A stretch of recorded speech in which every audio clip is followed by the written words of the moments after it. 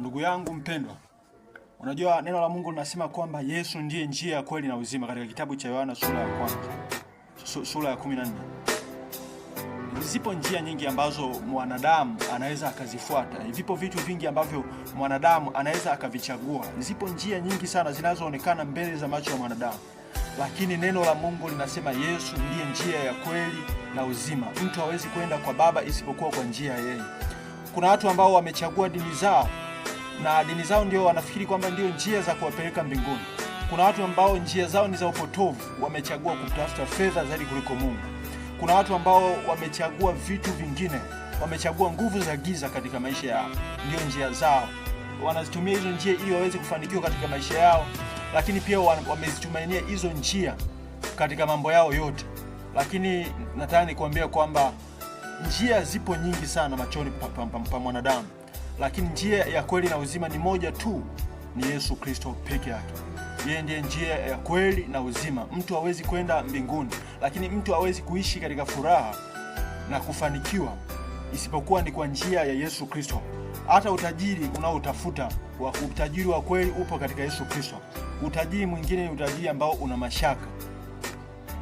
Kuna utofauti kati ya utajiri na kufanikiwa. Watu wengi ni watu ambao wanapata tu utajiri, lakini wanaofanikiwa ni wachache. Biblia inasema katika kitabu cha Zaburi sura ya 25 mstari wa 12 kwamba ni nani amchaye Bwana, nafsi yake itakaa hali ya kufanikiwa na wazao wake watairithi nchi. Kwa hiyo watu wengi wamekuwa ni watu ambao wanatajirika tu. Utajiri huo hata shetani anao. Na ndio maana Yesu alimwambia Yesu wakati anamjaribu, akamwambia kwamba ikiwa kama utanisujudia nitakupa mali. Maana yake unaweza kuwa na mali lakini haujafanikiwa. Kufanikiwa wanafanikiwa wacha Mungu tu. Kufanikiwa ni ile hali ambayo Mungu yeye ndiye anayetoa peke yake. Unafanikiwa, Mungu ndiye anayefanikisha. Lakini ndio maana ukijaribu hata kuangalia utajiri wa watu ambao ni wenye dhambi, una mashaka ndani yake, hauna amani. Neno la Mungu nasema kwamba baraka za Mungu hazina majuto. Kwa hiyo hata mali za kimwili, mali za halali na za kweli ndizo zenye amani ambazo zinatoka kwa Mungu. Lakini hizi mali za paka uwe mtu au ufanye ubatili au utoe rushwa, hizo zitakutokea puani, ipo siku zitakutokea puani. Neno la Mungu nasema kwamba mwenye haki atalipwa mema duniani, siuze aliye mwovu. Kwa hiyo ni kwamba unapomtumainia Mungu, Mungu atakulipa mema ukiwa duniani hapa. Lakini ukitumainia vitu vingine vya kidunia, Mungu atakulipa mabaya pia ukiwa duniani hapa. Na kama sivyo, utaenda kupata adhabu kubwa sana hata baada ya kufa, kwa sababu haukumtumainia Mungu wako. Kwa hiyo Yesu ndiye njia ya kweli na uzima. Mtu hawezi kwenda kwa Baba isipokuwa kwa njia ya yeye. Inawezekana umetumainia dini yako au umetumainia dhehebu lako, lakini leo Mungu anakukumbusha kwamba geuka ukaifuate njia ya kweli na ya haki. Ukisoma kwenye kitabu cha Isaya, neno la Mungu linasema kwamba itakuwepo njia itakayoitwa njia ya utakatifu, na wapitao wajapokuwa wajinga lakini hawatapotea.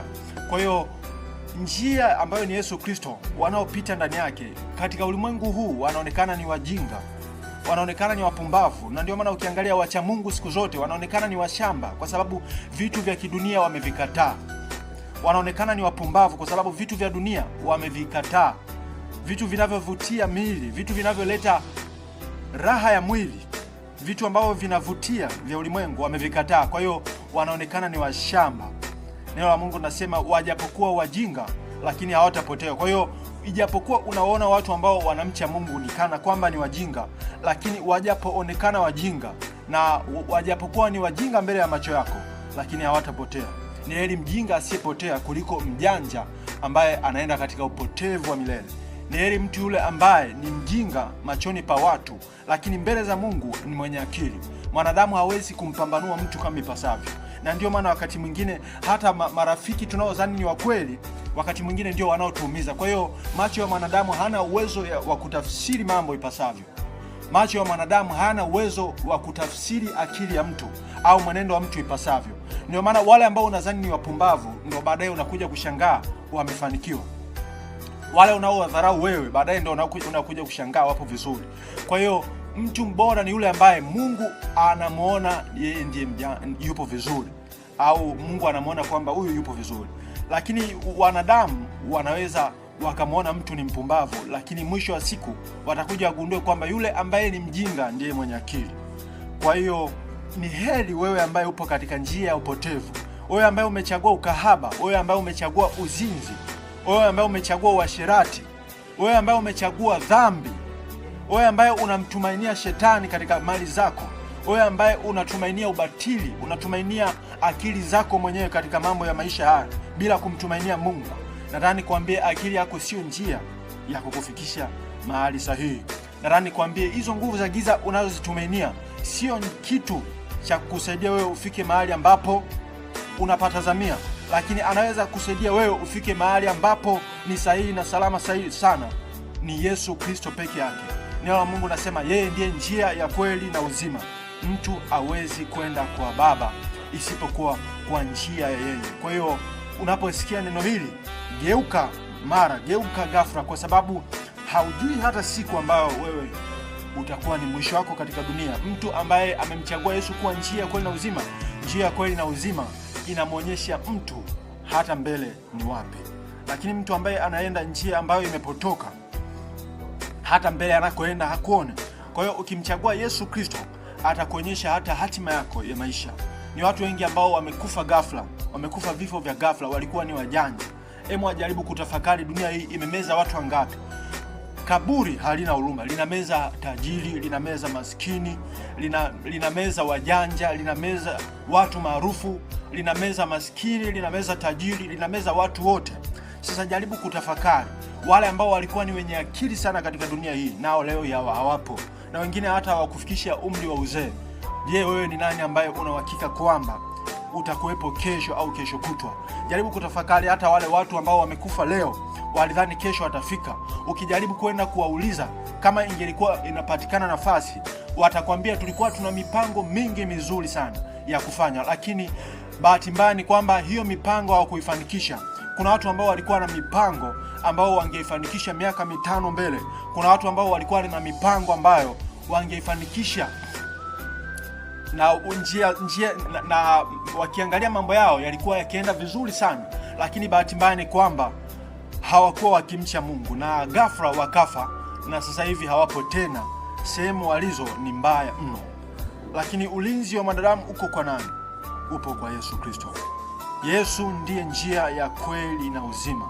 Mtu hawezi kumwona Mungu isipokuwa kwa njia yeye. Kwa hiyo geuka mwanadamu, unaposikia ujumbe huu, geuka ukatubu dhambi zako, naye Yesu Kristo atakuokoa. Maisha yako ya duniani yatakuwa ni amani, lakini baada ya hapo hata Yesu atakaporudi atakunyakua.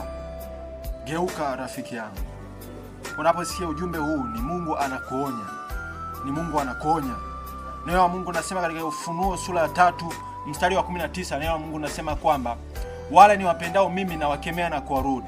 Basi uwe na bidii ukatubu. Kwa hiyo unaposikia ujumbe huu, uwe na bidii ukatubu. Geuza njia yako.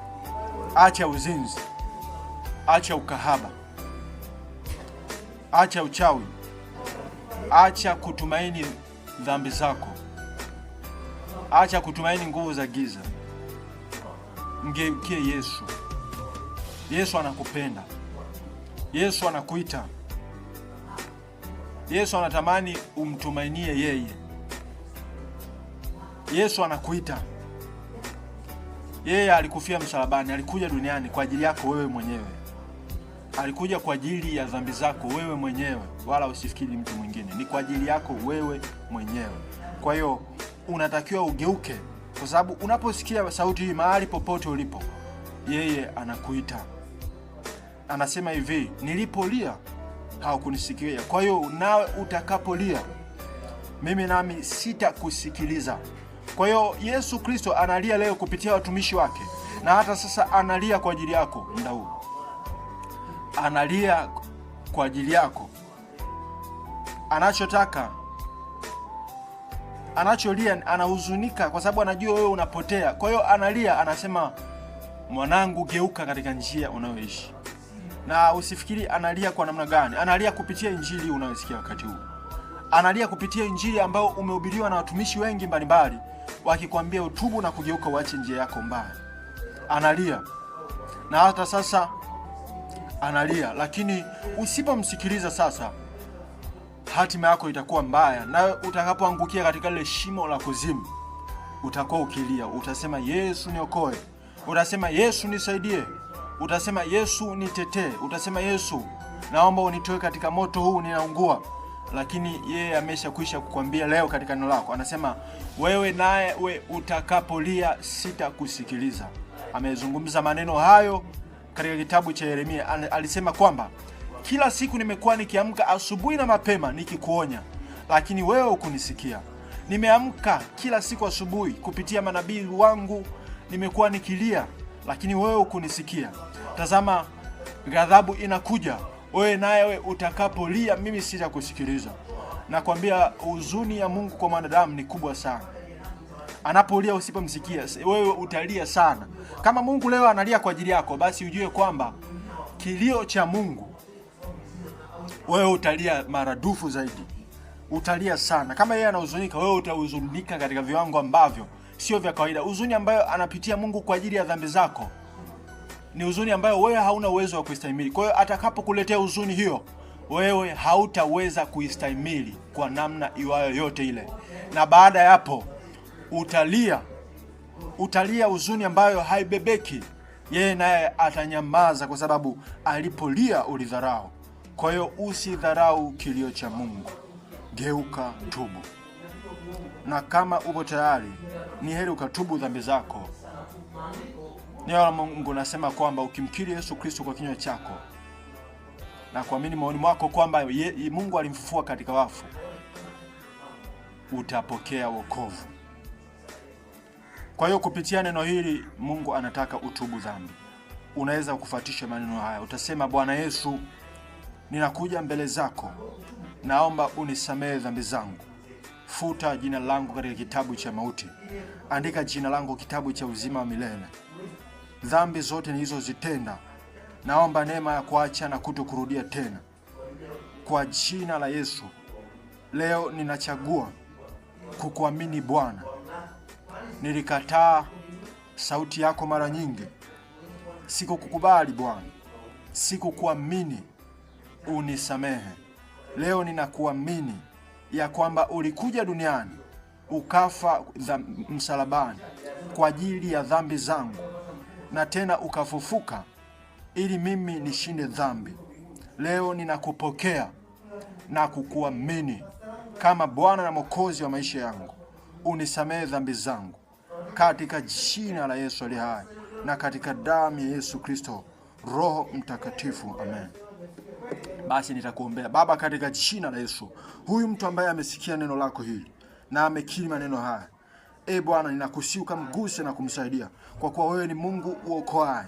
Wewe ni Mungu mwenye rehema na neema. Umejaa neema na rehema. Ninaomba ukamsaidie Bwana. Neno lako nasema wewe ni mchungaji mkuu. Ukamchunge katika njia ya haki, ukamchunge katika utakatifu, ukamchunge katika neema, na uokovu wako ukawe pamoja naye. Msaidie awe mtakatifu, dhambi zisihesabiwe pamoja naye, katika jina la Yesu. Uokoe na uponye Baba, ukiwa magonjwa, katika jina la Yesu. Wewe umenipa mamlaka, ninarudisha roho za mgonjwa,